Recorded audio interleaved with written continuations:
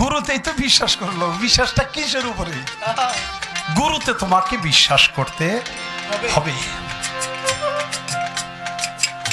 দোল্লা নামে ছিল পীর, সবারে জানাই। ভক্তরা যখন বাড়িতে যাইতো শোনেন তা সবাই। দোল্লা নামে একজন পীর, তার কাছে মানুষ আসতো, ভক্তরা আসতো। ভক্তদেরকে বিকাল বেলায় হয়তো, বাবা তোমরা এখন চলে যাও, তোমরা চলে যাও, এখন খাওয়া দাওয়া হয়েছে, তোমাদের সাথে যতটুকু কথাবার্তা হয়েছে সন্ধ্যার আগেই তাদেরকে বিদায় করে দিত। পীরে একা একা থাকবে। এক ভক্ত কয়, কি রে, যেদিনই আসি বাবাই খালি আদর যত্ন করে কথাবার্তা কইয়া কিছু খাওয়া দাওয়া করে তারপরে বিদায় করে দেয়। আগের কিন্তু একটা কথা রয়ে গেছে গত স্টেজে, আমি সেটা বলতে ভুলে গেছিলাম। ওই যে ভক্তরে কয় উরু চাইছে 8 আঙ্গুল খাসিওয়ালা, এই সিঙ্গালা এক কান খাসি দিবি, আর একজনে কয় গুরু দিবি, মোষ দিবি। পানি দাও। গুরু ভক্তরে কয় উরু চাইছে,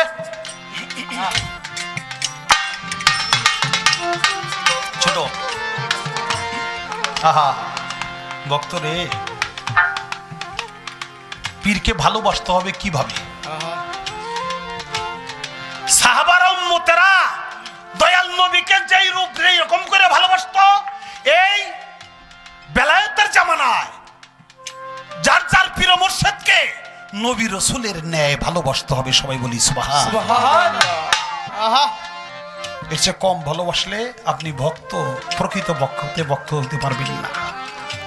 কারণ সাহাবাদের কাছে নবীর মর্যাদা যেরকম, বেলায়েতের জামানায় ভক্তদের কাছে তার পীরের মর্যাদাটা ওই রকম।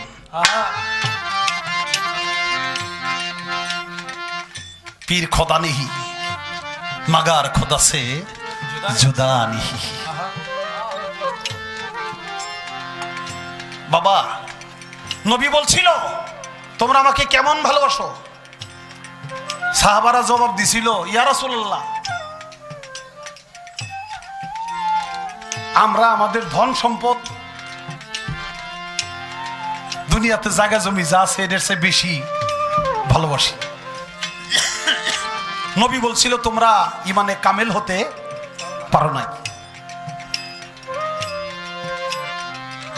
ইয়া রাসূলুল্লাহ,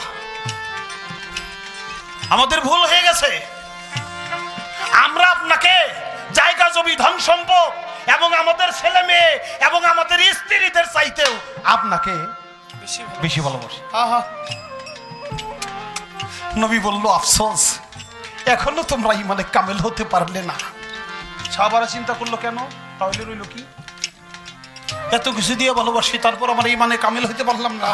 বলে, ইয়া রাসূলুল্লাহ, আমাদের ধন সম্পদ, জায়গা জমি, টাকা পয়সা, স্বর্ণ অলংকার, ছেলে মেয়ে, স্ত্রী, আত্মীয় স্বজন, বন্ধু বান্ধব, এদের চাইতে তো বেশি ভালোবাসি, আমাদের জীবনের চাইতে আপনাকে বেশি ভালোবাসি। আমার নবী বলছিল, আলহামদুলিল্লাহ, এই মাত্র তোমরা ইমানে কামেল হলে। সবাই বলি সুবহানাল্লাহ। ধন সম্পদ তো দিবই, এই মাত্র একটা ছাগল, এই মাত্র একটা ছাগল 8 আঙ্গুলে খাসি, তাই কি হইছে? একটা গরু, একটা মোষ, তাতে কি হইছে? নিজের জীবনের চাইতে, ছেলে মেয়ে, স্ত্রী পুত্র যা আছে, নিজের স্ত্রীর চাইতে, নিজের জীবনের চাইতে বেশি যে পর্যন্ত গুরুকে ভালোবাসতে পারবে না, ওই পর্যন্ত সে ভক্তের খাতাই তো থাকবে না। পৃথিবীতে এমন ইতিহাস অনেক আছে, অনেক আছে। গুরুর কাছে, পীরের কাছে মুরিদ হইয়া বিদেশ যে চাকরি করিয়া বিদেশ থেকে যত টাকা পাঠাইছে সব গুরুর অ্যাকাউন্টে পাঠাইছে। বাস্তব ইতিহাস জানেন। শুধু তাই না, নিজের যত জায়গা জমি ছিল, এই জায়গা জমি পর্যন্ত গুরুর নামে সে দলিল করে পর্যন্ত দিয়া সে নিঃস্ব হয়ে গেছে। প্রমাণ করে দিছে যে আমি গুরুকে আমার জীবনের চাইতে বেশি ভালোবাসি। আর একটা গরু ছাগলের কথা এটা তুমি বললাম ভক্ত হইয়া, তাও যে গরু দাঁতে নাই সেই গরু চলবো না। আরে অদাতা গরু যদি কুরবানিতে না চলে তো গরুর দরবারে যেদিন উরস হয় ওই দিন তো ভক্তের জন্য হজের দিন নাকি বাবা? ওই দিন তো হজের দিন। তুমি ওইখানে আদা তাইলে গরু চলবো না, গরুর দরবারে আদা তাইলে গরু চলবো, এটা কোন ব্যাখ্যালে কয়?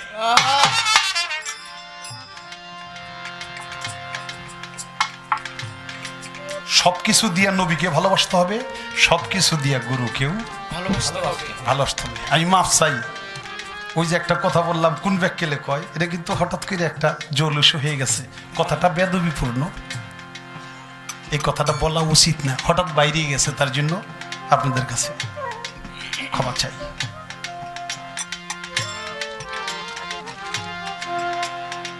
আমার নবী অনেক আগেই মুরিদ করছে, আছে অনেকের তা জানা। নবী যখন মায়ের গর্ভে ছিল শোনেন তার ঘটনা। 40 বছর বয়সে নবুয়তি পাইছে, তারপরে মুরিদ করছে না, তার অনেক আগে।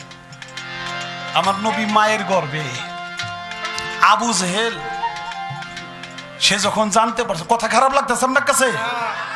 আবু জেহেল যখন জানতে পারছে যে মুহাম্মদ নামে দুনিয়াতে একটা সন্তান, শিশু সন্তান আসবে, ছেলে সন্তান আসবে, সেই ছেলে সন্তান সে কি করবে? বড় হয়ে আমাকে সে হত্যা করবে, আমার রাজত্ব শেষ করবে।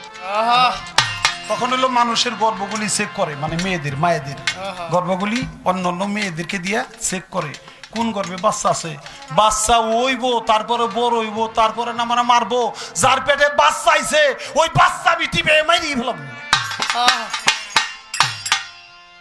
এভাবে সব মারা ধরছে, সব মারা ধরছে। একবার একদল লোক পাঠাইছে যে যাও মা আমিনার কাছে যাও, চেক করে আসো। যাই দেখে মা আমিনার পিছনের কাপড় একটু রক্ত মাখা ভিজা। ফিরাইছে না, রক্ত মাখা যে মেয়ের পিছনের কাপড়, এটা তো সে ঋতুবতী, তাহলে তার পেটে কোনো বাচ্চা নাই। ফিরাইসা রিপোর্ট দিছে, নিশ্চিন্ত, সব গর্ভগুলি তো ধ্বংস করে দিছে।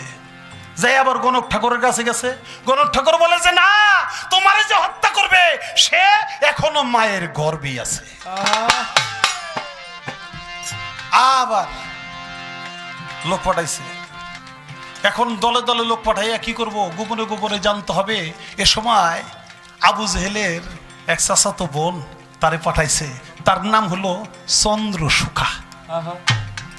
চন্দ্রশোকা চেক করার লাগিয়া গেছে মা আমেনার কাছে চলে। মা আমেনার কাছে যাইয়া আস্তে আস্তে বলে, ও আমেনা, কিভাবে দিন কাটাইতেছো? আহারে, কি অল্প বয়সে তুমি রাড়ি হয়ে গেল, তোমার স্বামীটা চলে গেল। আহা, কিভাবে তুমি কাটাইতেছো দিন? তুমি কি খাও, কেমনে থাকো? হায় হায়, তোমার গাও ভরা যৌবন, তোমার রূপ যৌবন ভরা। একবারে আস্তে আস্তে বলতে বলতে বলতে বলতে একবারে কাছে গেছে, মানে তার উদ্দেশ্য হইল তার পেটে কোনো বাচ্চা আছে কিনা এটা পরীক্ষা করে এসে আবু জেহেলের কাছে রিপোর্ট দিব। কাছে গেছতে গেছতে গেছতে গেছতে যাইয়া অমনে মা আমেনার পেটে হাত দিছে। আমেনা, তোর পেটে কিছু আসেনি? যেই হাত দিছে, এখন এই হাতটাই নে, যখন টান দিছে হাত তো আর ছুটে না, যতই টানাটানি করে হাত আর ছুটে না। হ্যাঁ, ওইলো কি, পেটের মধ্যে হাত আটকা পড়ছে, এটা কি কিলো? যতই টানে আর কোনো মতে হাত ছুটে না। কেমনে হাত ছুটবো? কতক্ষণ টানাটানি করতে করতে করতে করতে অবশেষ চোখের পানি ছেড়ে কান্দে দিশায় করবো কি? ভিতর থেকে হঠাৎ করে গায়েবী আওয়াজ আসছে, ফুফুজান, আপনার হাত তো এইভাবে ছুটবে না, এখন এই হাত কাটা ছাড়া তো আর ছুটানোর ব্যবস্থা না। বাবা, একটা মানুষ তোর মেরে ফেলান যায় না নাকি? পেট কাটলে তো মানুষ মরে যাব, হাত কাইটে ফেলাইলে হাত এটুক নাই তাতে গেছে, মানুষটা তো বাঁচবো। এখন হাত ছুটাইতে গেলে কবজা কাইটে তারপরে ছুটান লাগবো। হাউ মাউ করে কাঁদতেছে, কি করব, উপায় কি, আমার হাতটা কাটা যাবে, হায় হায় আমি কি করছি, ভুল জায়গায় আসছি। ভিতর থেকে আওয়াজ করে বলল, তোমার হাত ছুটবে একাই যদি তুমি এই কলেমা পড়ো, লা ইলাহা ইল্লাল্লাহু মুহাম্মাদুর রাসূলুল্লাহ সাল্লাল্লাহু আলাইহি ওয়াসাল্লাম। তুমি এই কলেমা যদি পড়ো তাহলে নবী কিন্তু মায়ের পেটে থেকে আমার নবী কয়, তোমার হাত ছুটবো যদি কলেমা পড়ো, তাইলে হাত ছুটবো, এর আগে হাত ছুটবো না।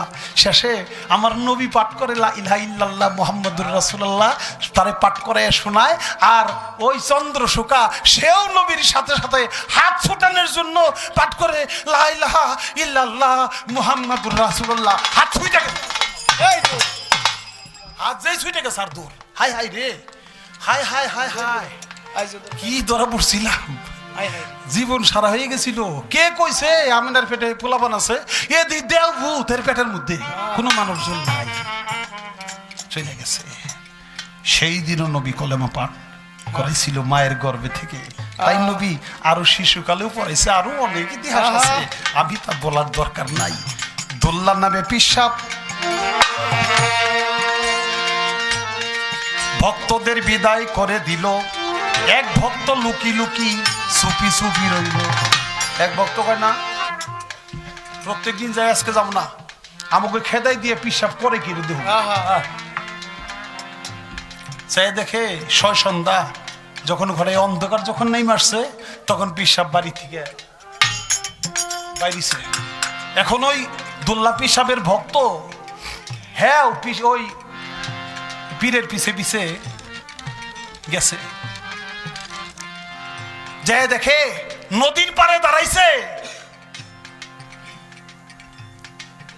নৌকা পার হয়ে উপার গেছে, জঙ্গলের ভিতরে প্রবেশ করছে। ভক্ত পরের খেয়ায় যায় কোন দিকে গেছে এভাবে খেয়াল করতেছে, খেয়াল করে করে দূরে বসে রয়েছে, দেখে তার পীর সাহেব জঙ্গলের ভিতরে বৈশা বৈশা চক্ষু দুইটা বন্ধ করে একা একা ধ্যান করে, মেডিটেশন করে, মুরাকাবা মুশাহেদা করে।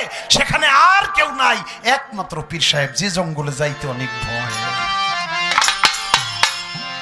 ভক্ত দূরের থেকে গেলে খেয়াল করতে করতে এখন রাত্র যখন শেষের দিকে আসছে, এবার পাখিতে কুহু কুহু কুহরাবে যখন কলরব করে উঠছে, তখন তার ধ্যানের কর্ম মুরাকাবা মুশাহেদা শেষ করে এইবার দুল্লা পিসাব বাড়ির দিকে রওনা করছে। এত ভোরে তো খেয়া নাই, ভক্ত পিছে পিছাইছে, দেখে পিসাবের যে চাদরটা, গায়ের উন্নাটা পানির মধ্যে বিছাইছে, পানির মধ্যে বিছাইয়া পীর সাহেব হুজুর ওই চাদরের উপরে বসছে, পানির উপরে জোরাসন করে চাদরের উপরে বসছে। ভক্ত যে পিছ দেখে, বাবা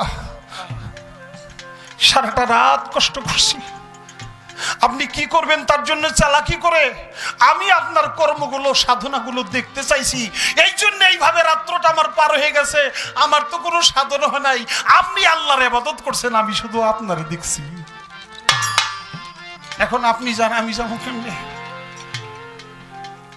ভক্ত কয়, গুরু কয়, বাবা ঠিক আছে, আসো আমার সাথে, আমার পিছনে আমার এই চাদরের কোনায় বসো, আমার যে গায়ের পাঞ্জাবির আছে এই জামাটা তুমি এক হাত ধরে রাখো, চক্ষু দুইটা বন্ধ করো, চক্ষু মিলে তাকাইও না, আর চক্ষু বন্ধ করে তুমি শুধু জপতে থাকো দুল্লা দুল্লা দুল্লা দুল্লা, তোমার আর কিছু করতে হবে না। দেখো কিভাবে পানি দিই। তো পীর সাহেব হুজুর সুন্দর যাইতেছে, চক্ষু বন্ধ থাকলেও তো বোঝা যায় যে আমি পানির উপর দিয়া চলছি। অর্ধেক নদী পর্যন্ত গেছে, আর শয়তান এসে অনেক ধোকা দিছে, আরে বেটা তুই তো দুল্লা দুল্লা করস, দুল্লা দুল্লা করস, তুই একবার খেয়াল করে দেখোস না তোর পীর সাহেব কি কয়, তোর পীর সাহেব কি কয়, এটা একবার খেয়াল করে হো না। তো কয় ঠিকই খেয়াল করছে। এখন সায়েদ এই খেয়াল করে দেখে যে পীর সাহেব হুজুর জপতেছে, জিকির করতেছে, আল্লাহ আল্লাহ আল্লাহ আল্লাহ আল্লাহ আল্লাহ। ঠিকই তো, আমার পিসাব আল্লাহ আল্লাহ কয়, আমি দুল্লা কই কে? তোর পিসাব কয় আল্লাহ, আমিও কমু আল্লাহ। দুল্লা ছাই রে, হেও কইতেছে আল্লাহ, যেই কইতেছে আল্লাহ, আল্লাহ কর লগে লগে পানি ডুবে বেলা করছে। পাঞ্জাবির কোনায় ধরা, যখন গলা পর্যন্ত ডুবে গেছে, বাবা আমি তো ডুবে যাই, আমারে ধরে। থাবা দিয়া পিসা হুজুর ধরছে, ধইরে নদী পার করছে। ওপার যায় পিসা হুজুর বলতে চাচ্ছে, বাবা তুমি অর্ধেক নদী পর্যন্ত আসছিলা, অর্ধেক পর্যন্ত যে ব্যক্তি আসতে পারে সে তো পুরাটাই আসতে পারে পারে, মাঝখানায় সে ডুবে যাওয়ার কারণ কি তুমি আমাকে বলতে পারো? ভক্ত বলে, বাবা তা তো জানি না, আমি হইলো আপনি বলছিলেন দুল্লা দুল্লা বলতে, আমি দুল্লা দুল্লা বলছিলাম, মাঝখানে এসে কে জানি মনে হয় বললো তোর পিসাব কি কয় না হুনেক না। আমি খেয়াল করে দেখি আপনি কইতেছেন আল্লাহ আল্লাহ, এই জন্য আমি দুল্লা ছাইরে আল্লাহকে ধরছি, এই জন্য আল্লাহ বলার সাথে সাথে আমি পানিতে ডুবে দিতেছি। পিসাব হুজুর বললো, বাবা কেন তুমি আল্লাহ বলবা? তুমি কি আল্লাহকে চিনো? তুমি কি আল্লাহকে চিনো? না বাবা। তাহলে তুমি আল্লাহ বলবে কেন? তুমি চিনো দুল্লাহকে, আর দুল্লাই চিনে আল্লাহকে। দুল্লাহ আল্লাহ আল্লাহ করুক, তুমি যে দুল্লাহকে চিনো তুমি দুল্লাহ দুল্লাহ করতে থাকো। তাই ভক্তকে আল্লাহ আল্লাহ বলার কোনো প্রয়োজন নাই। ভক্তকে তার গুরু গুরু গুরু গুরু গুরু গুরু তার দয়ালের নাম বলবে, বলবে ওহাব ল্যাংটা দোহাই ল্যাংটা। ভক্ত বলবে ল্যাংটার নাম, আর ল্যাংটা বলবে আল্লাহর নাম।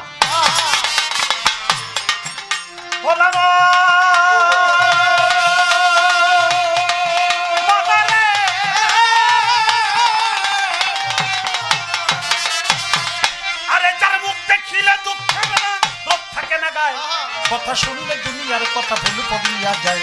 তুমি এমন একজন সোনার মানুষ, তুমি এমন একজন নবজান বিবি, তুমি এমন একজন ওহাব ল্যাংটা, তুমি এমন একজন মাহুলা বাবা পাও যদি সংসারে, তোমার জীবন যৌবন বিলাইয়া দাও, জীবন যৌবন বিলাইয়া দাও চরণের উপরে নয়নে লাগে যারে।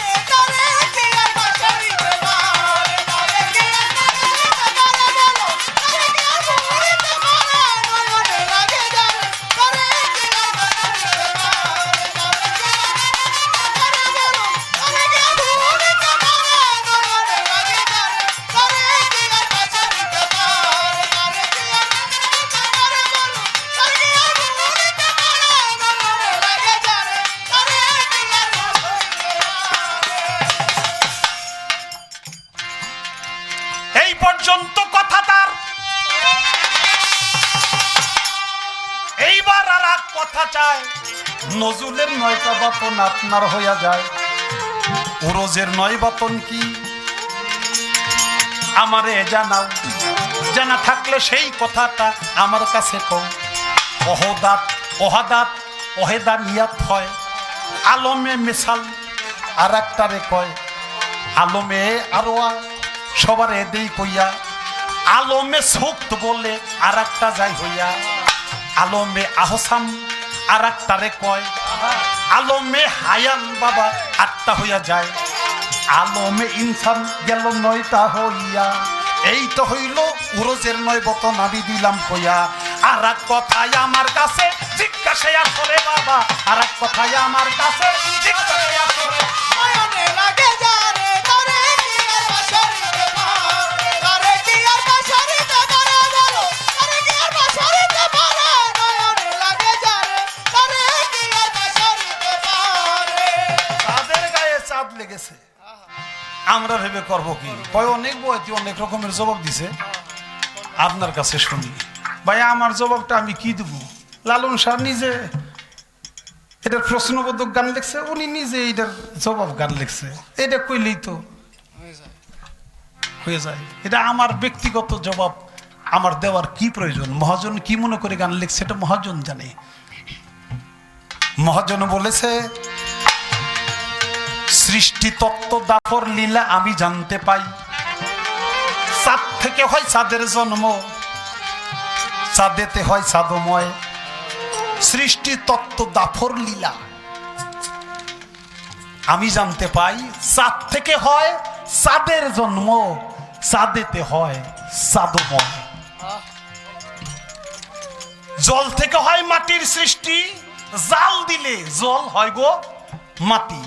ভেবে দেখো এই কথাটি ঝিয়ের পেটেই মা জন্মায়। আজকে যে ঝি, কালকে সে মা, নাকি বাবা? ঝিয়ের পেটে যদি কোনো বাচ্চা হয় তখনই তো সে মা হয়ে যায়, তাহলে ঝিয়ের পেটে মা হয় না? এক মেয়ের নাম কলাবতী, 9 মাসে হয় গর্ভবতী, 11 মাসে 3 সন্তান, 3টি মেজটি তার ফকির হয়। চাঁদে হতে হয় চাঁদের সৃষ্টি, চাঁদ থেকে হয় চাঁদময়। তারপর বলেছে ডিমের মধ্যে থাকলে ছানা, ডাকলে কবু কথা কয় না। সেখানে সার আনাগোনা দিবারাত্র আহার জুগায়। মাকে ছুইলে হয় ঝিয়ের মরণ, জীবগণে তা করে ধারণ। দেখে শুনে বলছে লালন, এই হাটে হাড়ি ভাঙবার নয়। আমার আর এখানে নিজের কোনো কিছুই দেওয়ার প্রয়োজন নাই।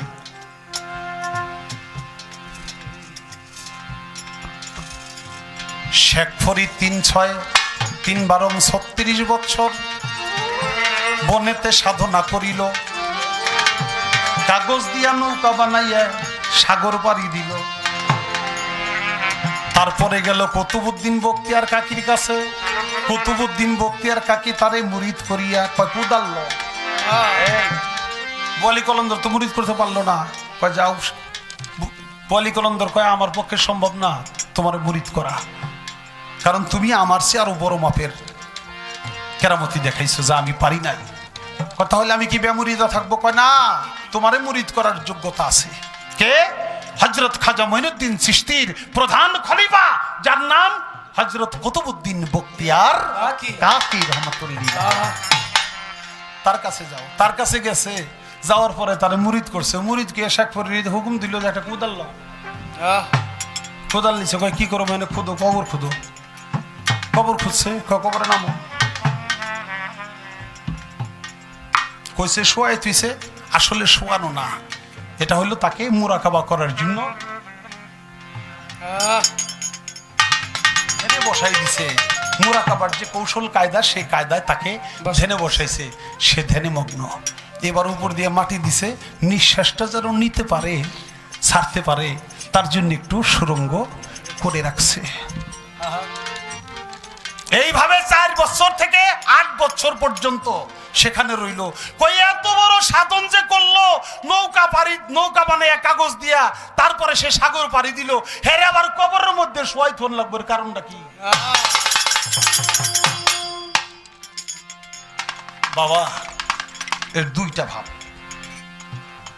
ভাব হইল। বেশি কথা বলিস না মন, বেশি কিছু ভালো নয়।